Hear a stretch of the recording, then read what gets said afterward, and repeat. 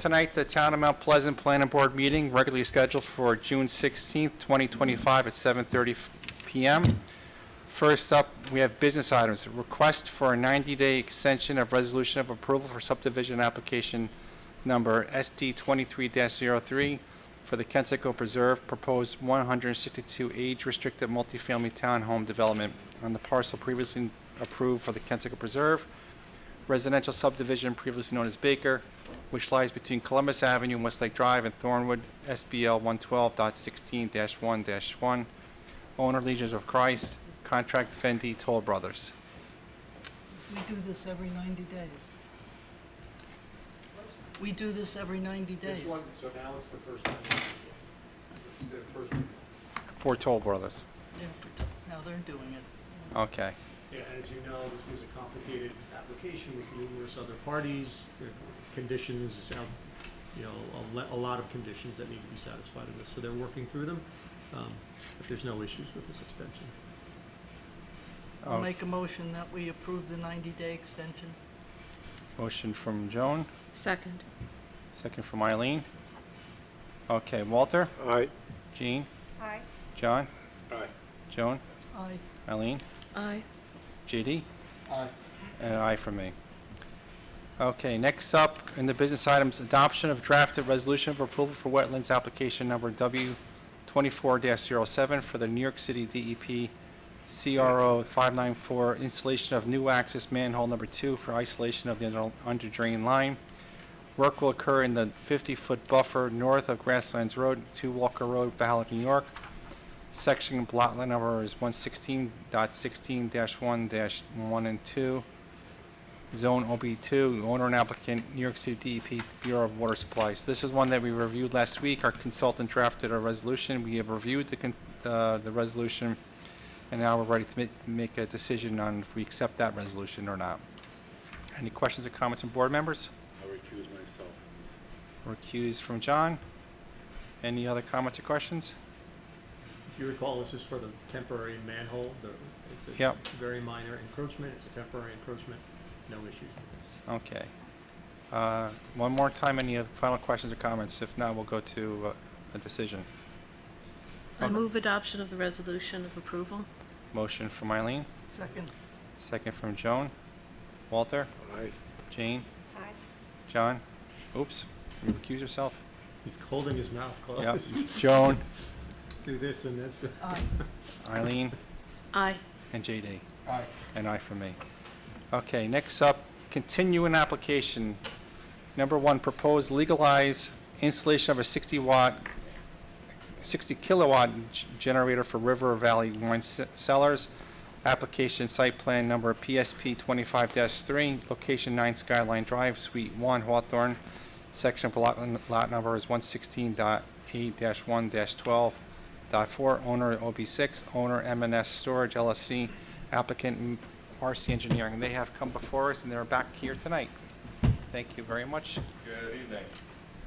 Can The remote right there on the Oh, TV. right. It's Velcro out there to the right.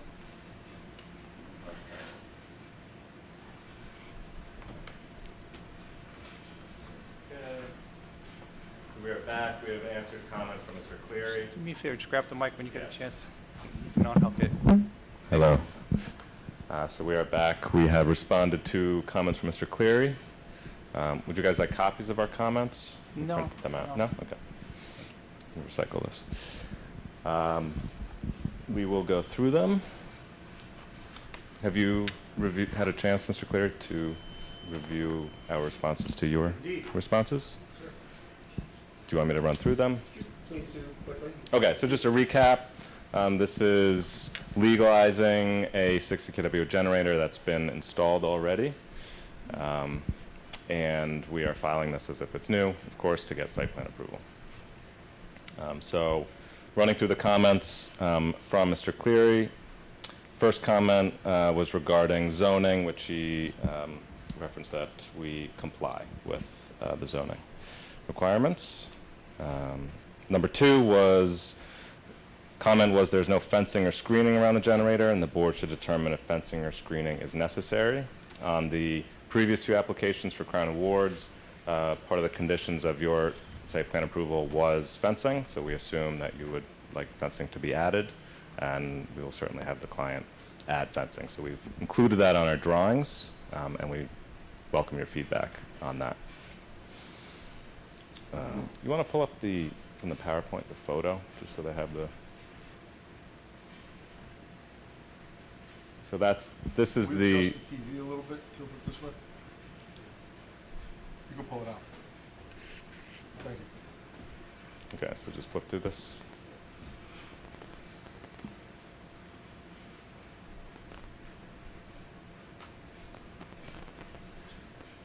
Okay, I will just keep talking. Okay, the next, keep going, go to the, go back. Okay, so this is as it is today, with no fence.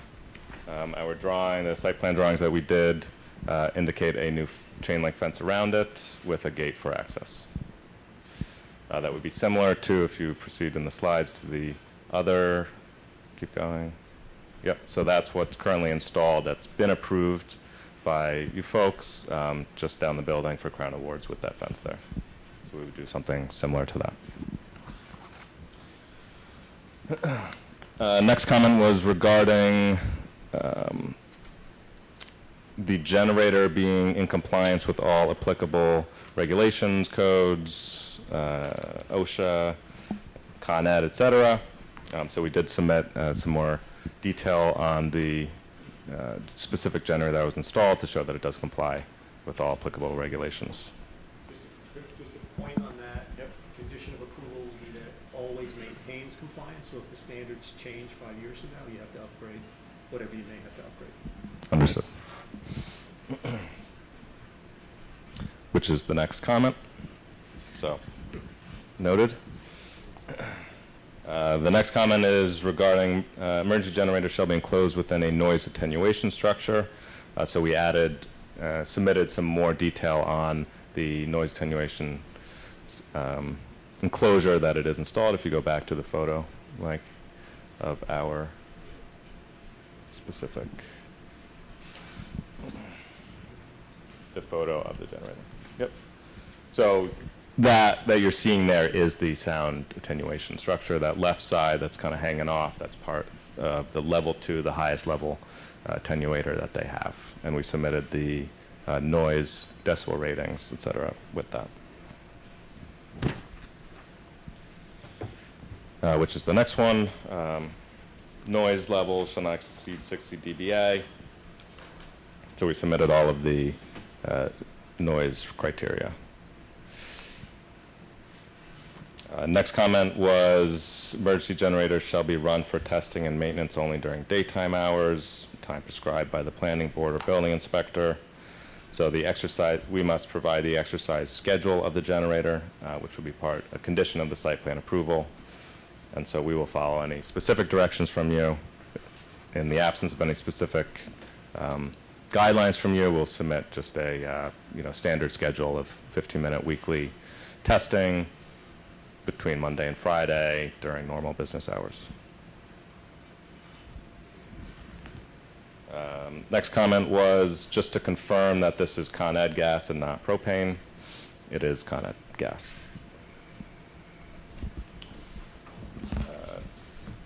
Next comment is regarding if it was diesel, which it's not, so not applicable. Okay, number 10 is the location is regarding parking, which we discussed briefly last time, confirming that this generator, the installation of this has not taken away any parking. So there are, as you can sort of see in the foreground of the photo, some markings for parking there. However, the original site plan has no parking shown on this side of the building at all. So it appears that parking in the back here was not part of the original site plan approval, and they've just added some lines for parking, but we do not see that as being an issue here.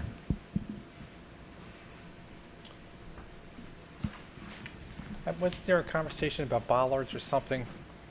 Where do we land with that? Yep, so yes, we will add bollards. Yeah. That was a comment from the engineering department, Yeah. not from Mr. Cleary, but engineering, which get right to. Their first comment was about bollards, so we will be adding bollards, and that is shown on our latest version of the site plan. Yep.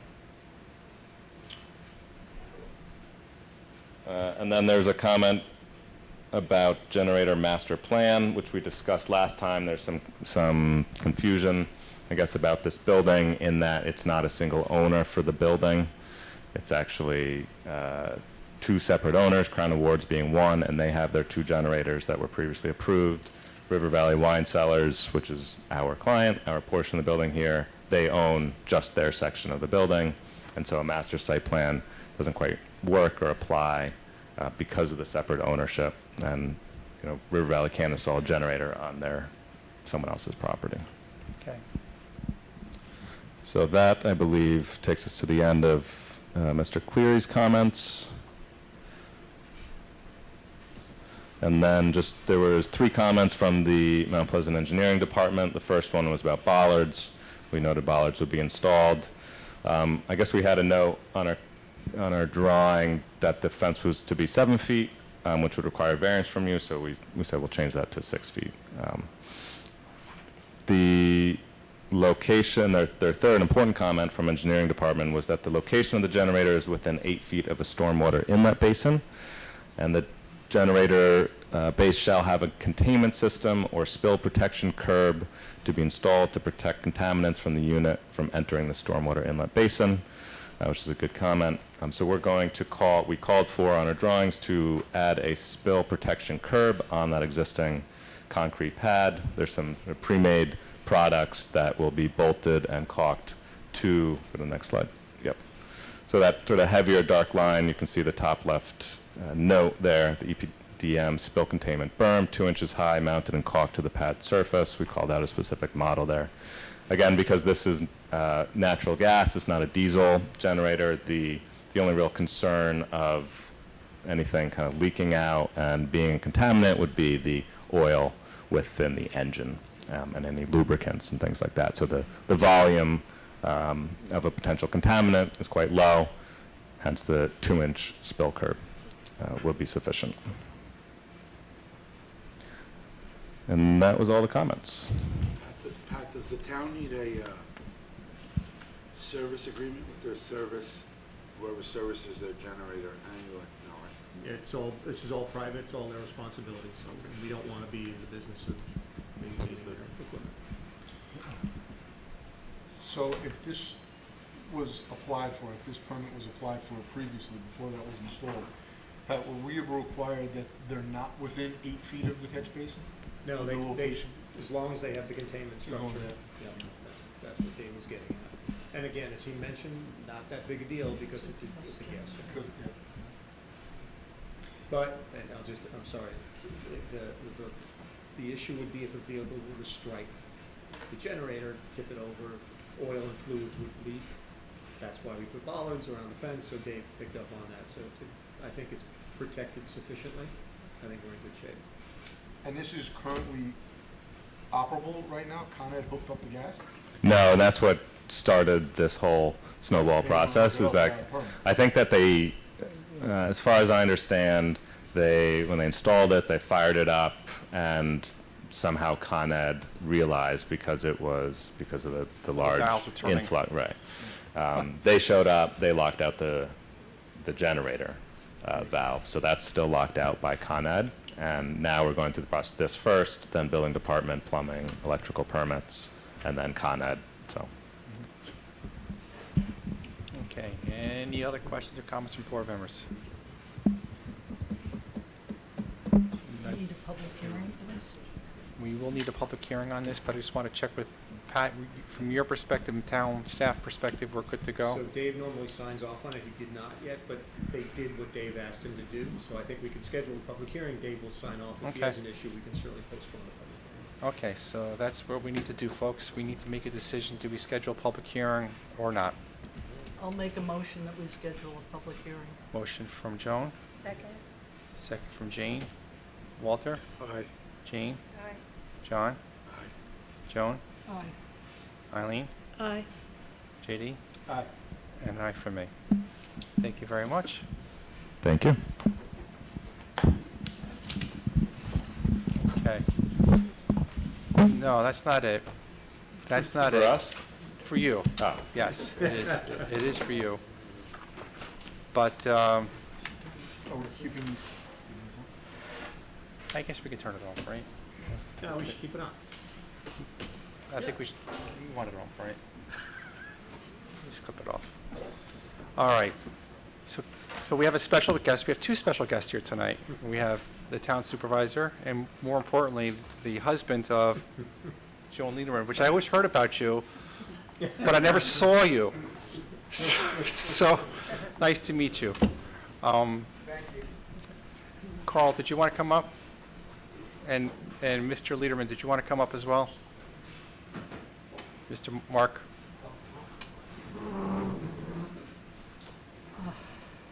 I thought you were all going home early, huh?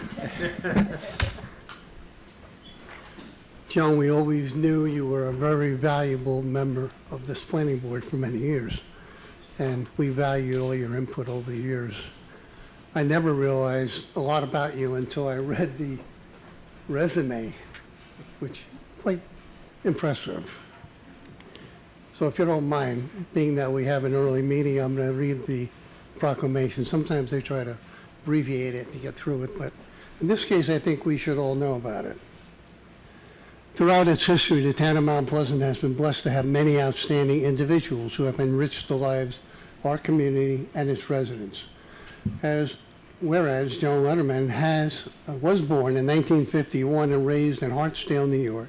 Joan graduated from Manhattan College in 1972 with a degree in chemical engineering.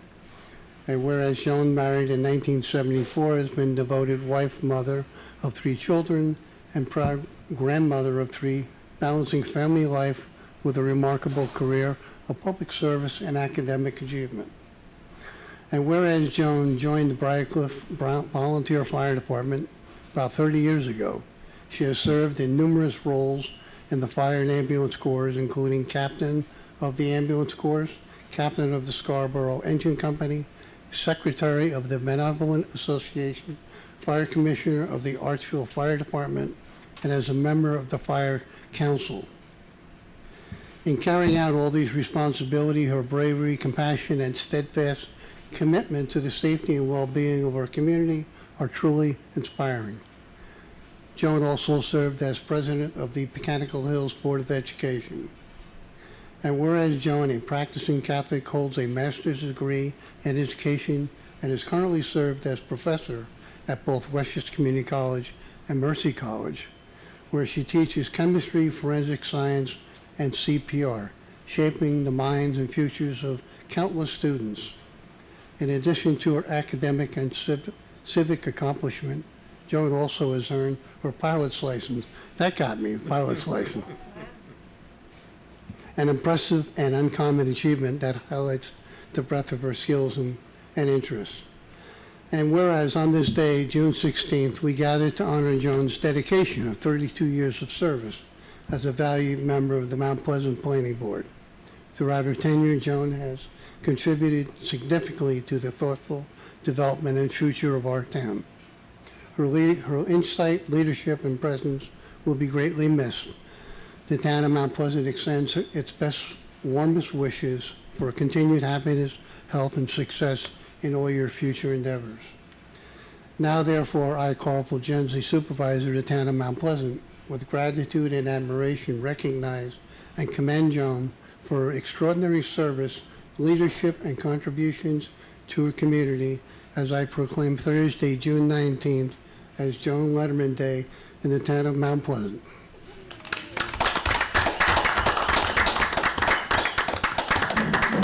Thank you. Wow, we. Wow, we is right. Yeah. I think also, I think she's going to be on the Jumbotron. Yeah, the county also has a proclamation they'll be bringing over to Town Hall this week. And Joan will be displayed on the Jumbotron in front of County Center. Joan Lederman Day. Yeah. You know, but, Cool. and Joan's like your president on the Jumbotron. You have to get your flowers. Flowers. For you. Thank you.